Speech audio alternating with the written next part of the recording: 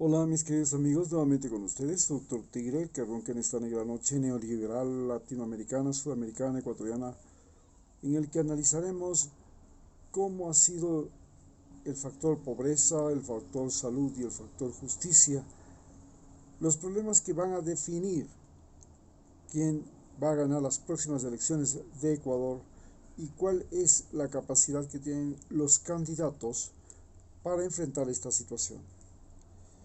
El que más de la mitad de la población que vive y tiene que votar el próximo 11 de abril sean desempleados, ecuatorianos empobrecidos por la pandemia, el mal gobierno de Lenín Moreno, los altos intereses bancarios, los créditos, los impuestos, el elevado costo del agua, la electricidad, los impuestos prediales, el parasitismo de los ricos, los empleados públicos, los políticos y los bribones que están por todo lado marcan estas elecciones. En la sociedad humana, cuando los esclavos fueron demasiados,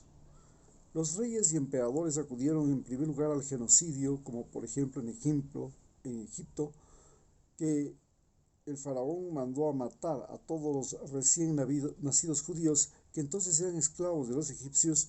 y recordemos que se salvó Moisés, quien llegó incluso a ser el hijo adoptivo de la hija del faraón, luego general de los ejércitos y el libertador de los judíos. Algo similar pasó con Cristo, que se salvó de un genocidio patrocinado por el emperador de Roma y realizado por Pilatos, gobernador de Judea, en el día en el que nacía Jesús de Nazaret, y se salvaron porque huyeron José, María y él. Cuando los esclavos fueron muchos en Roma, se los vinculó con los cristianos, a quienes, recuerdo, Nerón acusó de incendiar Roma, y empezó una persecución y el exterminio que duró 4 siglos, hasta que Constantino adoptó la religión cristiana, que era la religión de los esclavos perseguidos, torturados y asesinados como Cristo. Cuando los esclavos llegaron a ser poder, dieron paso a lo que se conoce como feudalismo, en el que el trabajo no lo hacían los esclavos, sino los peones o siervos, a los que se le podía hacer de todo, menos matarlos. Tampoco en teoría se les podía comprar y vender, pero se los vendía junto con las propiedades. Esto permitió a los indios, exterminados de mayor parte del continente americano, existir, especialmente en los territorios controlados por España y Portugal, donde practicaban la religión católica. Los indígenas entonces podían vivir en sus lugares natales, en tanto que en la zona conquistada por los ingleses, que tenían religiones anticatólicas como la religión anglicana o eran luteranos, el genocidio indígena fue implacable. Se estableció el racismo criminal como forma de gobierno, y los indígenas que sobrevivieron fueron recluidos en reservaciones o en campamentos o en zonas de aislamiento, que fueron la primera versión de lo que más tarde en la Segunda Guerra Mundial y en el comunismo de Stalin se llamarían gulags, campos de concentración o campos de exterminio. Cuando los mestizos y los mulatos fueron más que los conquistadores, se produjo la independencia de los países latinoamericanos. En tanto, en Estados Unidos se produjo cuando los criollos, esto es, los que no nacieron en Europa, fueron mayoría. La independencia de los países de América debilitó a España y Portugal, pero fortaleció a Inglaterra, Holanda, Francia, que se expandieron por todos los continentes mediante el comercio y luego la industria textil y metal-mecánica. Su comercio se basó en un principio en la piratería, el tráfico de esclavos africanos de América, el tráfico de opio a China y luego en el desarrollo industrial. Los trabajadores no asalariados, como los esclavos y los peones o siervos, fueron reemplazados por trabajadores asalariados, que se convirtieron en obreros cuando las industrias y el comercio transoceánico se desarrollaron. Las monedas estaban en manos de todos. La industria como la de la construcción, el transporte, las comunicaciones, textil, agrícola, pesquera, entraron en el auge y los trabajadores asalariados fueron mayoría y comenzaron a decidir elecciones y a poner gobernantes. Pero cuando los trabajadores que lo hacían por un salario o un precio acordado eran pagados con dinero, fueron tantos y tantos, vino la desocupación, que estaba por todos lados, la sobreexplotación de los seres humanos, y fue apareciendo el llamado comunismo primero y luego diferentes formas de socialismo en que los gobiernos, en primer lugar, garantizaban a los salarios, a los trabajadores, salarios mínimos, condiciones laborales, tiempo de trabajo. Se les decía que no podían estar más de 8 horas, la seguridad social, las vacaciones, la jubilación, etc. Cuando por las guerras, las empresas y los países, al igual que las ciudades y la vida humana, eran destruidas, por ejemplo, después de la Primera y Segunda Guerra Mundial, los estados se convirtieron en grandes inversionistas y empleadores. Esto empezó ya con Rusia, pues, en la misma Primera Guerra Mundial, con la Revolución Rusa. Luego, por ejemplo, China. Y en casi todos los países que iniciaban su vida como países independientes y dejaban de ser colonias, pasaba esto. Los estados asumían el trabajo de ser los mayores inversionistas y los mayores empleadores. Pero al igual que en la independencia de América, en que las potencias pasaron de ser potencias dominantes y dueñas de nuestros países a ser las que patrocinaban guerras intestinas para continuar gobernándonos mediante presidentes electos e incluso dictaduras, o mediante estas benditas guerras intestinas entre países, entre vecinos, o terribles guerras civiles. Independizarse de una potencia europea significaba, en especial de Francia, de Inglaterra, de Bélgica, de Japón inclusive, y luego de Estados Unidos, un trauma social, político y económico que hasta ahora pesa en muchos países. Pero por supuesto, hubieron algunos países que lograron su independencia sin guerras, como las últimas colonias británicas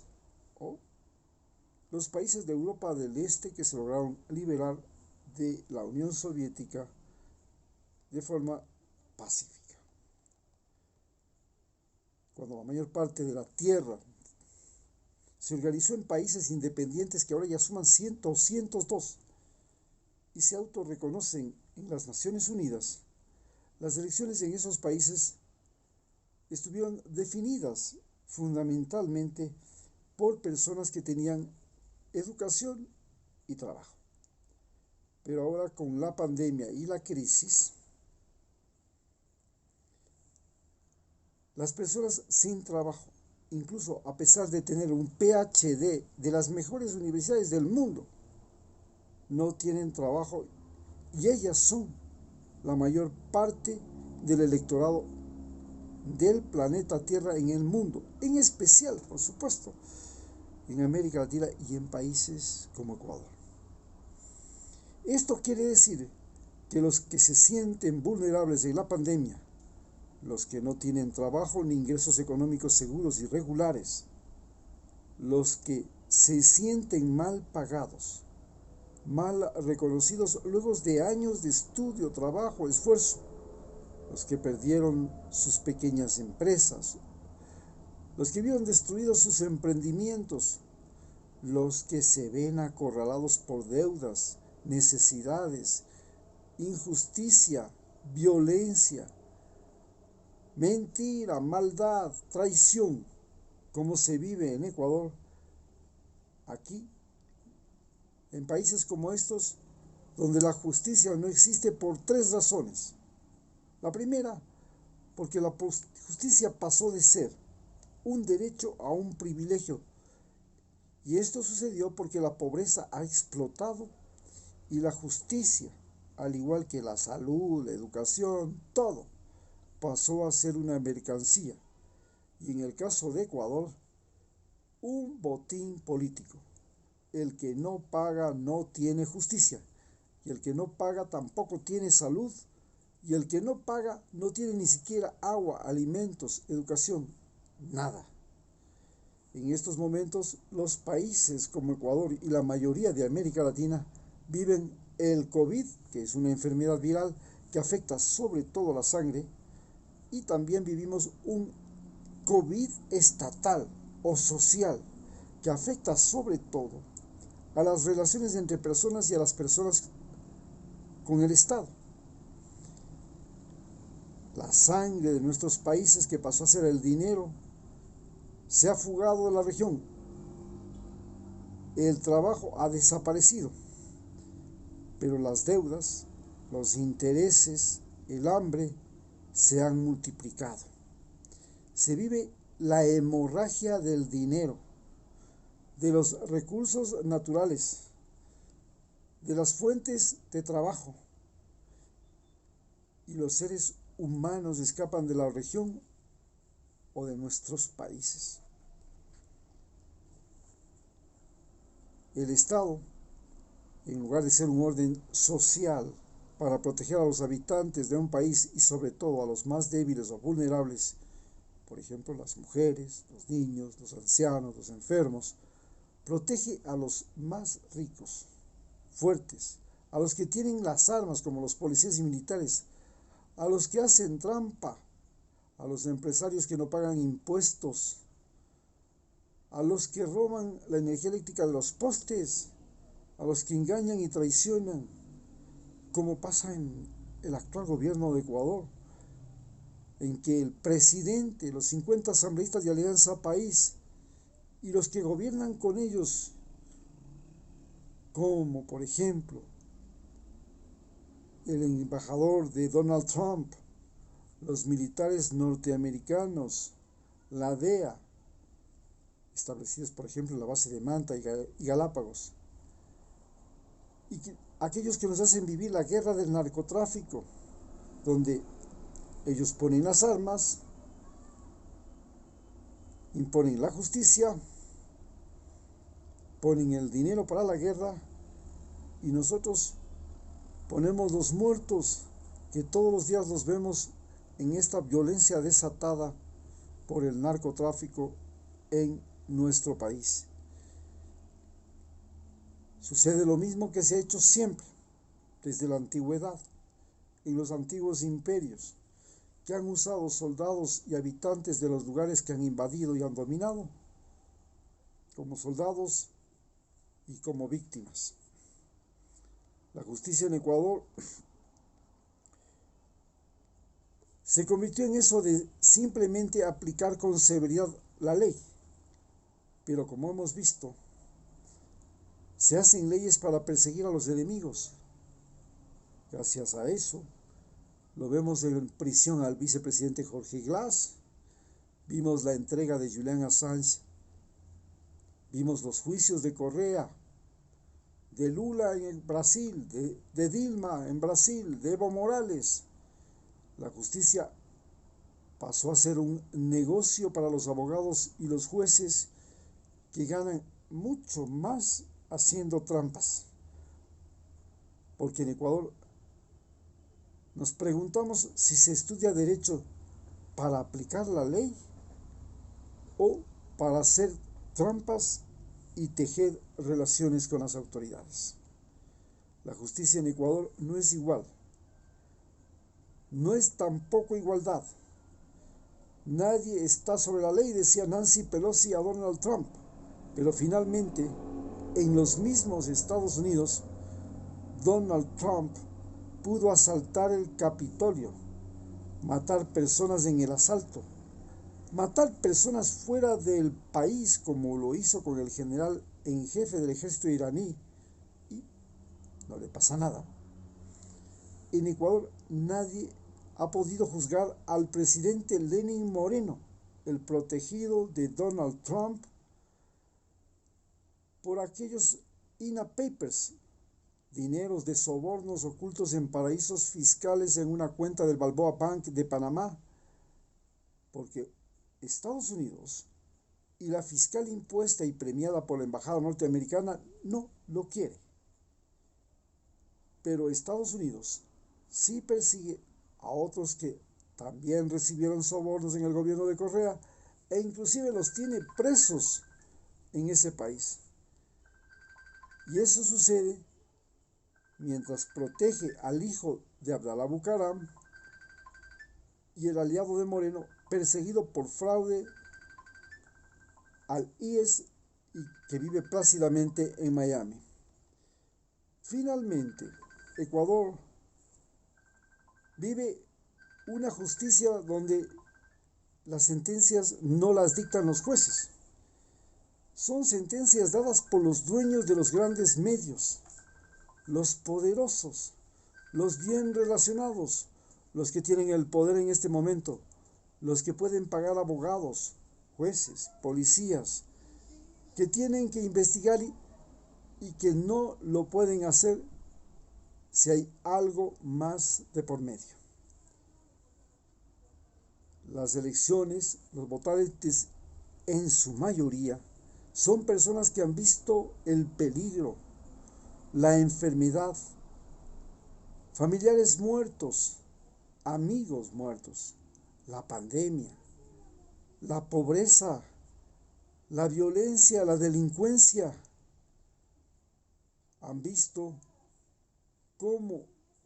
en Estados Unidos, en Ecuador, en Chile, en Colombia, en Brasil, en Perú, el hambre, la malnutrición, el encierro, el distanciamiento social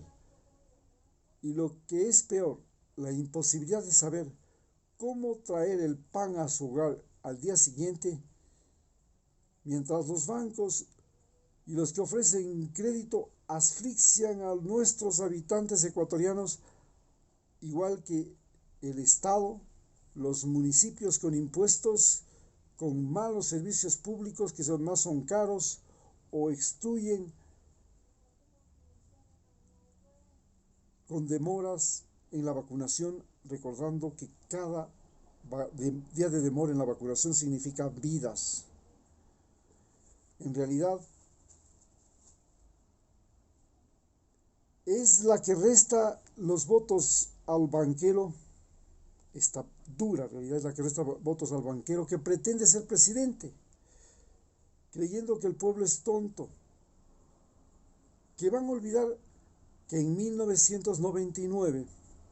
Guillermo Lasso fue parte de la crisis bancaria en el gobierno de Yamil Mawad,